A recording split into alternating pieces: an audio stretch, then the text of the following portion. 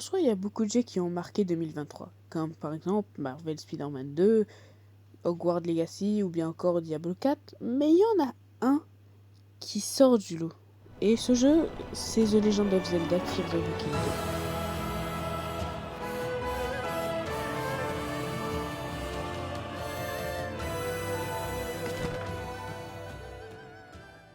The Legend of Zelda Tears of the Kingdom est la suite logique de The Legend of Zelda Breath of the Wild, sorti en 2017 sur Wii U et Nintendo Switch.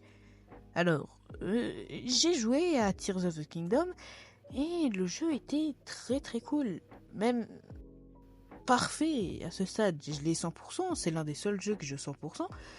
Et puis, je vais pas vous mentir que... Est-ce que ça serait pas le jeu parfait? Et donc, j'ai réfléchi, j'ai pris des notes, et dans un avant, je vais vous montrer pourquoi Zelda Tears of the Kingdom est un jeu presque parfait. Comme premier point positif que je vais aborder, ça serait le game design. Alors, en parlant de game design, je veux parler du gameplay en général. Parce que Tears of the Kingdom a 5 pouvoirs qui sont débloquables au tout début du jeu. Donc, voici les pouvoirs. Rétrospective qui vous permet de faire remonter dans le temps un objet. Donc, ce qui veut dire que, imaginons qu'un bogoblin vous envoie un gros caillou sur la tête, et avec rétrospective, retour à l'envoyeur. Infiltration qui vous permet de traverser n'importe quel plafond qui se trouve au-dessus de votre tête. Donc, ça veut dire que, imaginons que vous rentrez dans une maison, en un claquement d'doigts, vous pouvez directement aller au toit. Amalgame qui vous permet d'accrocher n'importe quel objet à votre arme. Donc, ce qui permet déjà d'augmenter les statistiques de votre arme et d'aussi rajouter un atout élémentaire selon l'objet que vous avez accroché. Emprise qui vous permet de construire n'importe quoi avec les objets aux alentours. Donc ça veut dire que, imaginons que vous trouviez 2 turbines et un guidon, vous pouvez tout simplement vous créer une moto volante. Duplicata, l'un des seuls pouvoirs pas obtenables au tout début du jeu, car en gros c'est un espèce d'historique pour le pouvoir emprise. Ces pouvoirs montrent vraiment l'innovation qui Tears of the Kingdom, car si on remonte un peu dans le temps en regardant les anciens jeux Zelda, il n'y avait pas réellement de pouvoir où nous pouvions construire des choses, où notre imagination est mise au premier plan. Les seuls moments où notre imagination est vraiment mise au premier plan dans les anciens Zelda, c'est seulement des moments de personnalisation, comme par exemple personnaliser son bateau, ou bien personnaliser sa maison, vous voyez. Donc vraiment, Tears of the Kingdom est vraiment une innovation, si on peut dire ça, pour la licence Zelda. Ça donne un vrai goût de fraîcheur, si on peut dire ça. Donc je suppose que c'est un bon point positif pour commencer. Passons au deuxième point. Nintendo a eu la merveilleuse idée de renaître un personnage de je ne sais où, l'un des antagonistes les plus adorés de la licence The Legend of Zelda, Ganondorf. Et je ne parle pas de celui de Wind Waker qui est... Comment dire Voilà, je parle de ce beau méchant. Regardez-moi ça. Regardez-moi cette aura maléfique là. Regardez-moi ça. Vous voyez? Bon, arrêtons de sucer Ganondorf. Et maintenant, je vais vous parler comment obtenir les cinématiques de narration dans TOTK. Alors, première étape, trouver une tour qui vous permet directement de monter en l'air. Ensuite, mettez votre paravoile, regardez en bas, et puis essayez de trouver un dessin un tout petit peu caché, juste un tout petit peu caché, quoi, genre. Et après, quand vous arrivez, vous trouverez une flaque d'eau, et votre cinématique pourra se lancer. Personnellement, je trouve que cette façon d'obtenir cette cinématique, c'est assez cool, selon moi, parce que t'es pas obligé de faire une quête secondaire pour faire ci, pour faire ça, pour avoir une cinématique qui dure peut-être 2 ou 3 minutes, c'est vrai que cette fois-ci c'est plus facile, un peu trop même, mais pour ceux qui ne sont pas spécialement intéressés par l'histoire, bah ils sont pas spécialement obligés d'aller faire des quêtes secondaires pour obtenir une cinématique ou des choses du genre, quoi. C'est pas imposé, tu peux le faire ou non, un peu comme Breath of the Wild. Donc selon moi, le deuxième point positif est mis. Maintenant, passons au troisième point positif. Alors, pour tous ceux qui vivent dans une grotte et qui ne connaissent pas qu'est-ce que c'est que le speedrun, bah je vais vous l'expliquer avec ma voix de nerd. Alors, en fait, le speedrun est une pratique courante de la vidéo gaming qui, en gros, pour faire simple, est le fait de terminer un jeu le plus rapidement possible avec plusieurs méthodes, soit avec des bugs, soit sans bug, soit en 100%, où vous devez ramasser tous les objets, terminer toutes les quêtes. Vous voyez, donc, en gros, le but c'est juste de terminer le jeu le plus rapidement possible, voilà. Donc du coup, j'espère que vous avez compris. Alors, pourquoi est-ce que je dis que le speedrun est un point positif? Alors, pour faire simple, les speedruns dans les jeux vidéo, c'est toujours un point positif.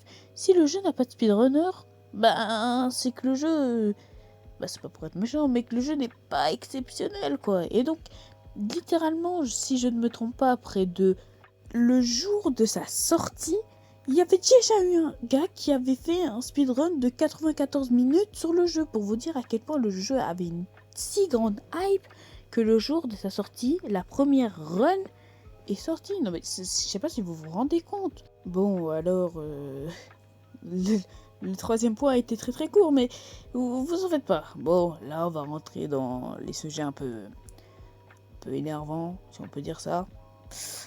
Le point négatif. J'ai bien dit le point négatif parce que il n'y a pas beaucoup de points négatifs. Pourquoi? Parce que le jeu est fait par Nintendo. Vous voyez, donc ils connaissent la limite de leur console et ils vont pas spécialement faire un jeu de baiser. Alors que Tears of the Kingdom est un jeu de baiser.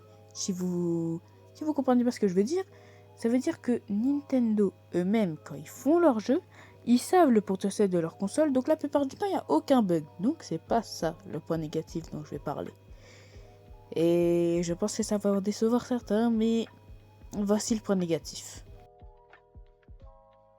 Eh bien, là, je pense que je peux me faire tailler par tout le monde. Je sais que c'est le seul point négatif que je vais énoncer, mais s'il vous plaît, laissez-moi m'expliquer avant de m'insulter. Alors, déjà, la nouveauté de Tears of the Kingdom, c'était que il y a 3 parties à la map. La première partie, la surface, la même que dans Breath of the Wild. Ensuite, les souterrains, où nous étions à avoir une zone beaucoup, très grande. Je sais pas si ce que j'ai dit est français, mais avec tout en haut, les îles flottantes. Eh bien, pour la partie de la surface, eh bien, elle est cool. C'est l'endroit où vous allez passer la majeure partie de votre aventure. Mais par contre, les îles flottantes et les souterrains sont, comment dire, extrêmement vides. Surtout si on parle des îles célestes. Parce que, à part des petites îles par ici, par là-bas, je vois pas spécialement où est la grande innovation qu'on a laissé attendre, vous voyez. Donc, en soi, je dis pas que c'est une mauvaise chose. Enfin, en quelque sorte, si, parce que c'est un point négatif, mais pour faire simple, c'est une horreur de voyager dans les souterrains. N'importe quelle personne peut me dire ça, parce que déjà, il fait sombre de fou, et de deux, l'endroit est rempli. Mais quand je vous dis rempli, c'est genre rempli de plein de roches inutiles. Vraiment, je demande pas à avoir un terrain plat. C'est le but des souterrains, d'avoir des endroits un peu plus étroits pour passer et tout. Mais vraiment, c'est horrible d'aller dans les souterrains. J'ai pleuré du sang parce que c'était la pire chose. Vraiment, le jeu est bien, la map est bien. Si, imaginons que vous voulez faire le 100% comme moi, eh bien, vous allez certainement extrêmement galérer. Et franchement, le jeu, à part ça, comme je l'ai dit, est presque parfait, mais la map, c'est vraiment le seul point négatif que je peux énoncer du jeu. À part ça, déjà, comme j'ai dit précédemment, vu que c'est fait par Nintendo, eh bien, les bugs ne sont presque pas là, quoi. Ils sont absents, si on peut dire ça. Il n'y a pas de gros bugs majeurs. Parfois, tu peux avoir peut-être des petites pertes d'FPS, mais à part ça, il n'y a pas spécialement de bugs dans ce jeu. Et le seul vrai point négatif que j'ai trouvé, c'est vraiment la map qui est vide dans les îles Célestes et beaucoup trop chargée dans les souterrains. Donc, pourquoi Zelda Tears of the Kingdom est un jeu presque parfait? Eh bien, parce que les développeurs ont décidé de faire 2 nouvelles parties. Donc ça, de base, c'est un gros avantage.